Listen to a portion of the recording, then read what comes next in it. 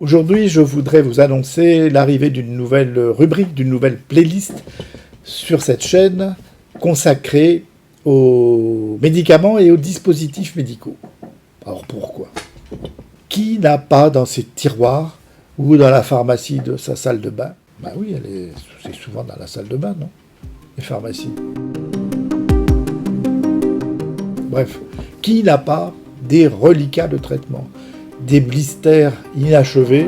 C'est parce qu'en France, on délivre un traitement pour 30 jours, 20 jours, mais pas les médicaments à l'unité. De sorte que si on vous prescrit un traitement d'un comprimé par jour, 8 jours, on va vous en donner 10, il en restera 2. C'est très fréquent. Et donc on a des reliquats qui s'accumulent, qui s'entassent. Qui n'a pas été tenté de s'automédiquer? Ça m'avait fait du bien, et ben je recommencerai bien. Qui n'a jamais fait ça? Et puis il y a aussi le pendant adverse, c'est que moi j'adore faire les queues dans les pharmacies parce que j'écoute ce qui se dit. Et quelquefois c'est une dame, mais non, ça vous me le mettez pas parce que ça me réussit pas. Alors c'est peut-être un médicament fondamental. Et il faut en parler avec son pharmacien, et avec son docteur surtout. Il faut lui dire. Ensuite, quand on a un problème, Doctolib c'est bien, mais quelquefois c'est long.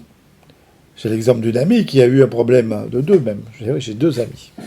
L'une un problème ORL, rendez-vous à 4 mois, c'est long. Et l'autre un problème de gastro, et là c'est 6 mois. C'est moyen. Mais ceux qui sont victimes de maladies chroniques, ils savent s'automédiquer. C'est le cas des diabétiques, des asthmatiques, des insuffisants cardiaques, des insuffisants respiratoires, ceux qui ont une bronchopathie chronique.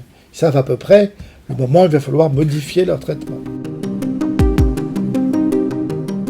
Il est peut-être important que chacun d'entre nous connaisse ce à quoi servent les médicaments. Incontestablement, il y en a qui apportent des bénéfices. Oui, mais voilà, on n'a pas de bénéfice sans risque. C'est le prix à payer, le rapport bénéfice-risque. Eh bien, c'est ça que j'aimerais que vous connaissiez. On dise pourquoi il faut prendre ça et quand, et qu'est-ce qu'on risque. Voilà, pour résumer.